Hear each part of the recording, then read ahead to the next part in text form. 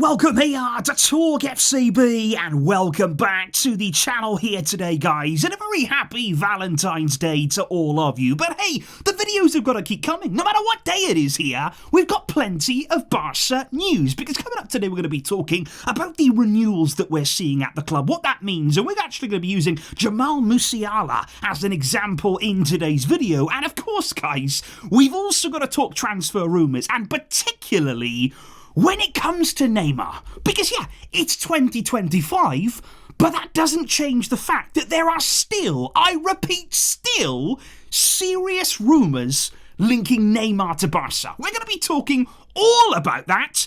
It's on the way for you here today. So let's do it, because today's video, guys, is coming to you courtesy of the SofaScore app, and especially here ahead of another busy weekend of sport. What better time than to download the app using the link in the description, guys, because what I like to do on SofaScore here is just basically keep everything nice and organised ahead of a big weekend of sport, having everything right here. I know the times, I know all the kickoff times, everything that's happening, and all of the updates here straight to my phone. So even if I'm out and about, I'm really up to date on what's going on with our title rivals. For example, big game in the Bundesliga this weekend between Leverkusen and Bayern. Like I say, not just football, great stuff happening right now in the NHL with the Four Nations playoff. You've also got the NBA All-Star weekend coming up, and of course Barca are going to be on Monday this week, guys. If you would like to download the SofaScore app, please do use the link in the description below. That will be a big help to the channel, and I'm sure it'll be a great companion for you. But indeed, guys, if we do kick off with the Barca news, and let's actually start here with an update on the longer-term future of Wojciech Szczesny, because we have spoken very recently about the fact that not only is he very much first choice this season, he's really impressed recently. Hansi Flick, he's certainly opted for him now over Pena, of course,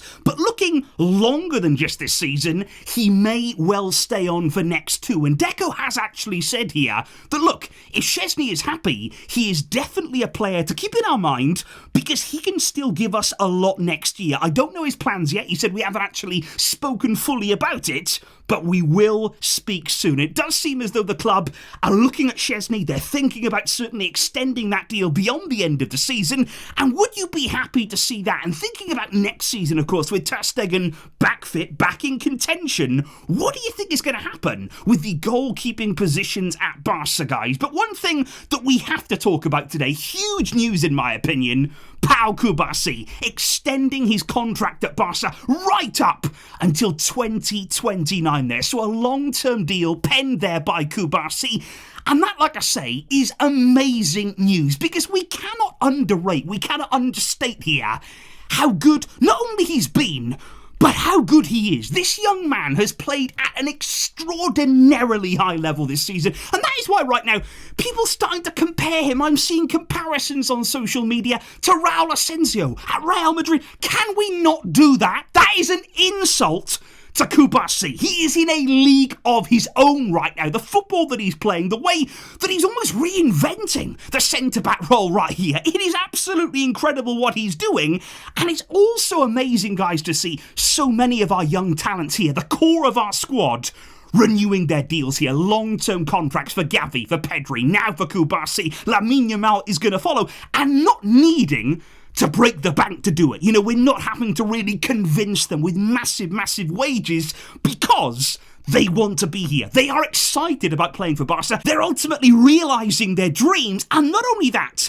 they see the vision of the project here. They are excited by what they're seeing, the route that we're taking as a club, and that is exactly what we have been striving for in recent years. And like I say, let's give an example here of Jamal Musiala. Now, of course, we were looking at him. He was a reported Barca target. His contract at Bayern was running down. It was looking as though maybe he wasn't going to extend at the club. But now, he has extended at Bayern. But on absolutely massive wages right here. He is signed until 2030 on a wage there of 25 million euros gross salary per year. He's also got a signing fee in that contract, by the way, of over 10 million, might even be towards 20 million euros signing fee. It was exactly the same as well for Alphonso Davies when he renewed recently. And even in that deal, there's a pretty lowish, and I say lowish in quotation marks there, release clause of 175 million euros. And there's actually a release clause there that in 2029, when he'd entered the final year of that deal, it drops to 100 million. And this basically just highlights here. Now, look, I know Musiala, he's more experienced now. He's a player who's very, very high level, very, very well respected in the game, and he is somebody who can really dominate the game in years to come. Make no mistake about that. But it's big money, and you are having to shell out massive, massive wages in order to keep talents like this at clubs right now. So that's why I think it's so important that Barca are renewing our talents, that are not having to break the bank, not having to go overboard on these salaries. It's a credit to the board, credit as well to Deco, you've got to say right now, and of course, to the players themselves who are showing their commitment and they want to play for this great club. But indeed, guys, there is also another rumour that we've got to talk about right here in today's video, and it centres around Virgil van Dijk. And I've got a great super thanks actually coming in here from Dutchman Flying, who says, what is your thoughts on Virgil van Dijk? Pretty sure Barca can get him for free this summer, and it couldn't hurt, especially if Ronald Araujo leaves. Now, first of all, you are extremely lucky, I'm assuming there that you're from the Netherlands, to have somebody like Van Dijk playing for your country. That must be very, very nice to have that kind of security in your back line. Now, right now, of course, we know Van Dijk's situation with Liverpool. His contract expires at the end of the season. It's quite surprising, really, that Liverpool, they're not making moves on these renewals, are they? You know, you've got Salah out of contract, Trent as well. He's really being linked away right now. And Van Dijk still doesn't have his contract sorted. Now, right now in the media, we're hearing, is he being offered to Barca? That is what is coming out right now, that Van Dijk, through his entourage there, is being offered directly to Barca. Would you like to sign him? Would you be open to the possibility? And apparently Van Dijk would be very, very open to joining Barca. And of course you can't deny, even at 33 right now, even though of course he had serious injury problems a few seasons ago, he is still extraordinary. He remains one of the best centre-backs in the world of football without question. But I would just say right now, I don't really know how much to buy into these rumours. Part of me thinks maybe Barca's name here is being used a bit there, putting it through the media, putting these rumours out there to maybe use in negotiations with Liverpool. I wouldn't be surprised here that if at the end of the season, before then, Van Dijk actually renews at Liverpool. I think he's one of those that they simply cannot let go there. The leadership, of course, that he brings. And right now in the centre-back area, of course, at Barca, we have a lot of options, we have a lot of depth, a lot of quality. We're also hearing rumours about Jonathan Tah. That might already be wrapped up. He may be about to arrive on a free transfer this summer at Barca, so that's another player there coming in. And of course you've got to bear in mind those wages too. Now Van Dijk will have a big asking price in terms of that salary, probably as well you'd think a signing bonus one way or another. Whether Barca want to go down that road, we don't know as of this point. But I think it depends on how those negotiations go. If he doesn't agree anything with Liverpool, if this contract situation continues to just run out, maybe Barca would look more attentively at this. But right now, I would just keep tabs on it. However, guys, we are not done. Far from it. Because now we have to talk, and we do have to talk, because the rumours, they're quite intense, you've got to say.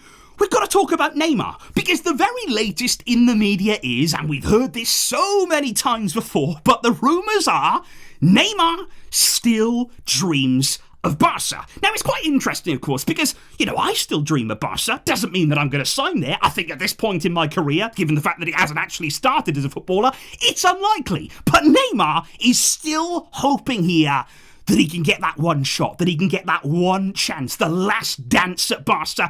That is what he's dreaming about. And apparently right now, his return to Santos, of course, very emotional return it was. They're going back to Brazil, going back to where it all started for him. And I've got to say, watching him return there, very special, really emotional scenes. And I love the fact that he has gone back there. Really nice for him, really nice as well to sort of kickstart his career again. And he is actually hoping right now that by returning to Brazil, playing regular football, I think enjoying his football again, really getting his fire back inside of him. He is hoping that he can prove himself over the next 6 months, and then come the summer, and bearing in mind as well, before the next World Cup comes around, he wants to return to Europe. He wants to show that he can, show that his body can hold up, and he would love still to return to Barca. Now, there's so many different points of view here, because many people will say, okay, Neymar's 33 years old. He's actually 34 in just a few weeks' time. He's clearly coming towards the end of his career, and he's had massive injury problems. And, not just little injuries here and there. We're talking about major knee problems there. A real accumulation of injuries throughout his career. He's been plagued, of course, by them. And you also think, and you have to bear in mind right now,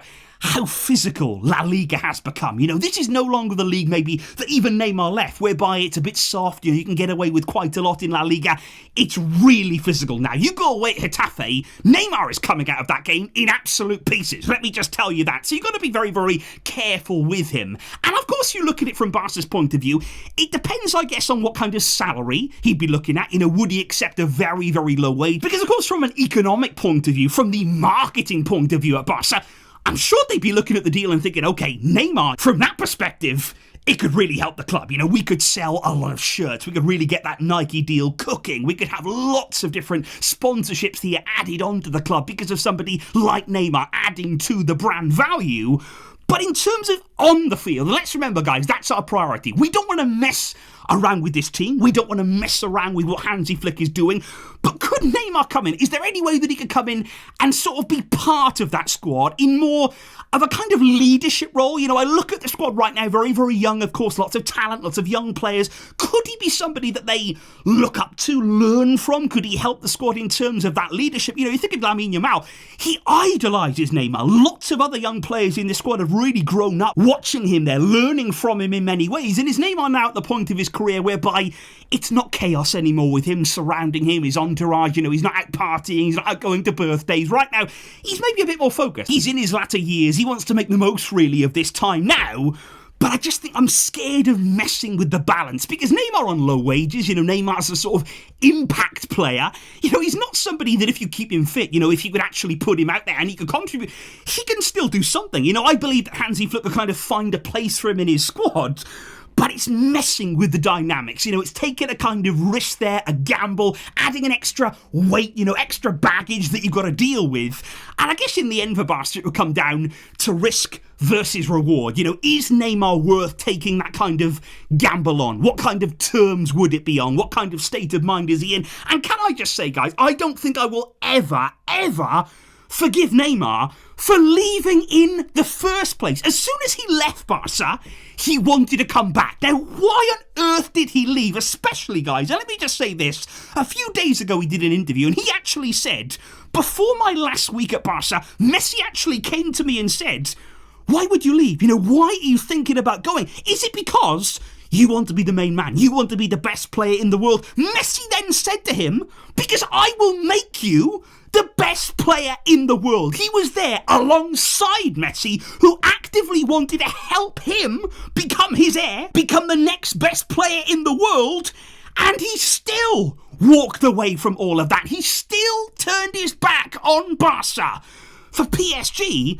And like I say, I just don't get it. I will never understand it. I will never really forgive him for that. And to be honest right now, looking at the way that he's so desperately trying to come back, maybe he will also never forgive himself if he cannot make it happen, guys. Now, this is a topic right now that's dividing opinion. It always does. Would you take Neymar back at this club in any capacity there, on low wages, as a squad player, as somebody more experienced to come in and help the squad in some way? Or are you on the side right now of absolutely no chance? This is not a deal that we should be pursuing. Neymar has been, he's gone, and let's just draw a line under that. Let's put this to bed once and for all, guys. So please let me know, which side are you on? How are you feeling right now about the latest Neymar rumours? It's staggering that we are still talking about this, but we have to, guys. So let me know all of those thoughts in the comments down below. You'll have a fantastic weekend there. Do not forget to download SofaScore just to keep you company throughout the weekend. Keep you up to date on all of the games happening. Check out the link in the description to make that happen for you. And I really do appreciate all of your support here, all of you tuning in. And I will see all of you soon.